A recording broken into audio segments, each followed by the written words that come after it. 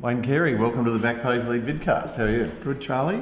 Now, interesting round of matches on the weekend, and the final eight seems to have shaken itself out a bit, doesn't it? Like, we know who the top eight are, and round 24 is almost redundant, isn't it?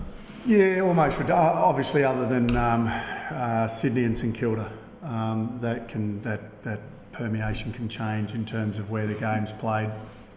So that's about it. Yep, we got the eight. I was wrong. The Bombers made the eight.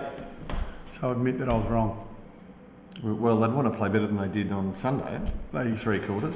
They will. Look, it's been a really good effort by the Bombers. You know, they started like a house on fire. They've had their patches, mid-season, but really being able to fight their way, into a position and scrape in. So, you have to take your hats off to them. They were very ordinary on the weekend, although they got a win. How much damage they do, yet to be seen. I think that what a great first final it will be, Carlton v Essendon. The one thing that we do know about these two clubs, it doesn't matter. We saw Carlton in '99 beat the Bombers to go into that grand final when Carlton were not as good a side as the Bombers. So I wouldn't be writing the Bombers off against the Blues, because one thing about those two clubs is anything can happen, but that's 2 weeks away. Okay, well, let's talk about next week.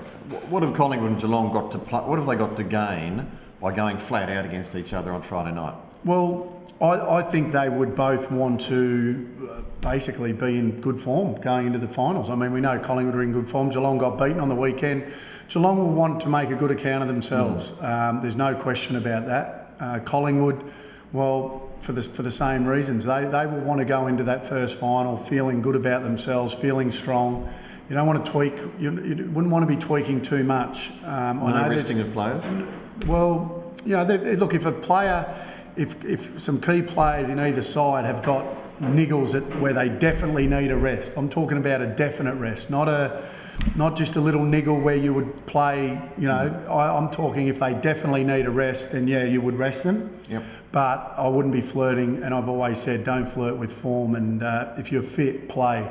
That's the best lead into any finals campaign you can have, being in good form, hardened bodies, and ready to go. You mentioned Geelong, and they probably do have more to play for on Friday, don't they? They've come off a very unexpected loss against Sydney, which ended their 29-game winning streak at Skilled Stadium. And I believe the editor of the Geelong Advertiser actually published a poster on the Saturday morning of the game saying, let's celebrate the 30 wins in a row at Skilled Stadium. So he went off a bit early. Would you be worried if you're a Cats fan? No, I wouldn't be worried. Like you said, they're going to finish second on the ladder. So that's why I think they'll want to make a good account of themselves. They want to test themselves against the best. Right now, Collingwood are the best, and I think it'll be a crackerjack game. Really looking forward to watching it. Sydney seemed to play very accountable football. There were no Geelong players no spare players allowed to run around the Oval. That's a demolition going on next door, by the way. And obviously the emotion surrounding Jared McVeigh was enormous going into the game, and that all added up to a really memorable win, didn't it? Yeah, it did, and I think you hit the nail on the head. Their pressure was, Sydney's pressure was great, and they just played great footy, and with what happened during the week, there was a lot of emotion behind it, and you get all credit to Sydney, and the Cats. I don't like I said, I don't think you can. I don't think you can read too much into it. I think the Sydney were very good, and the Cats. I think the Cats will be prime come this Friday night. They don't seem to have settled on a forward setup yet, which must be a concern, mustn't it? Podsiadly held goalless on the weekend. They just. We've talked about this. I think. Yeah. Look, I've been asked this question. I think you've got Hawkins and Mooney. You have got Podsiadly. Obviously, Podsiadly will play. I think out of the Hawkins and Mooney, I'd be playing Mooney. I think it's his last roll of the dice. I think Mooney's a seasoned campaigner in terms of finals footy. Who are you going to get more out of? Well, I think you will get more out of Mooney. Simple as that. You talk about fitness. Well, I don't think Hawkins is fitter than Cam Mooney. I wouldn't think so. I just think he gives you that little bit of hardness, and if I was choosing between the two, a couple of other colleagues within the media sort of tend to agree, and I'm sure there would be the Hawkins fans out there that would probably say go with Hawkins. Maybe they might go with both. There's a thought.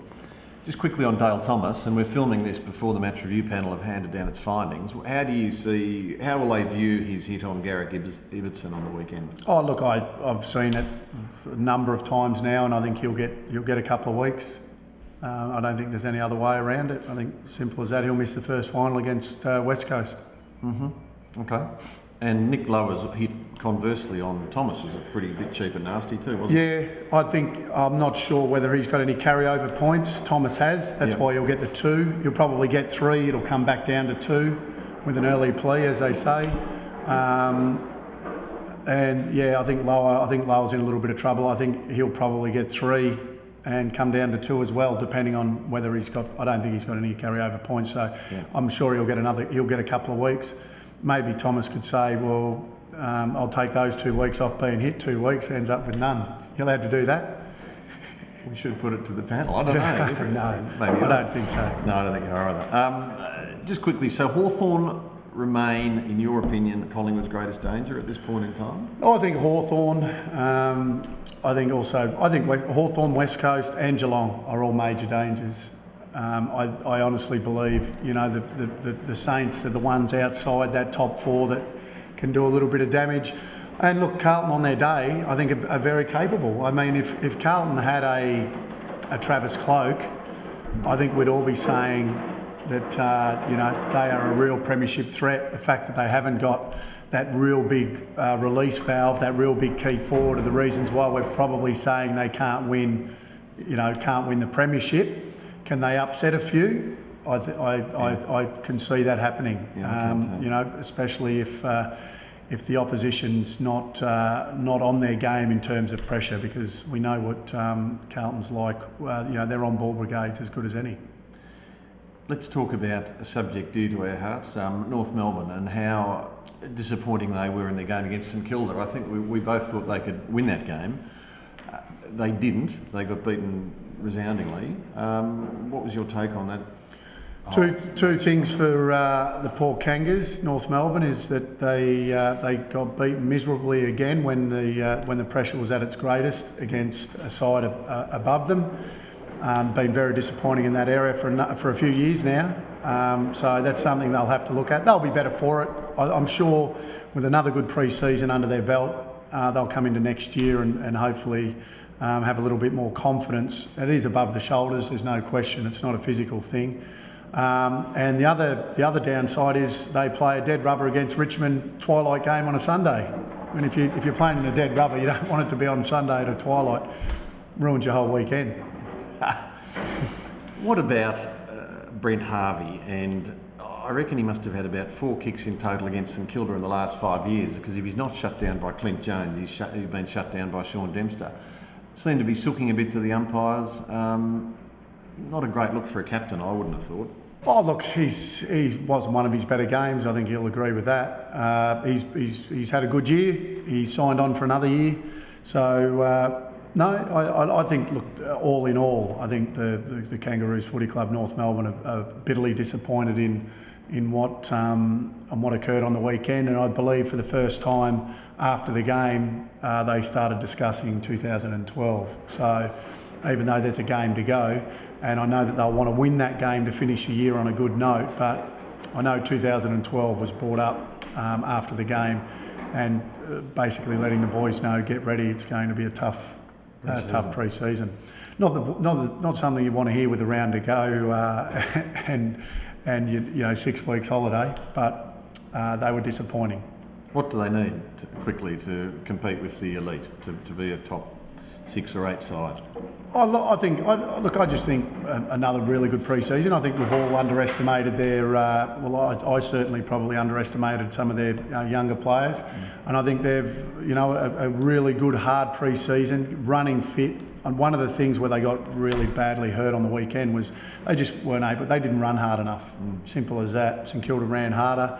Seasoned bodies, their fitness levels seem to be a lot better than that of the Kangaroos on the weekend.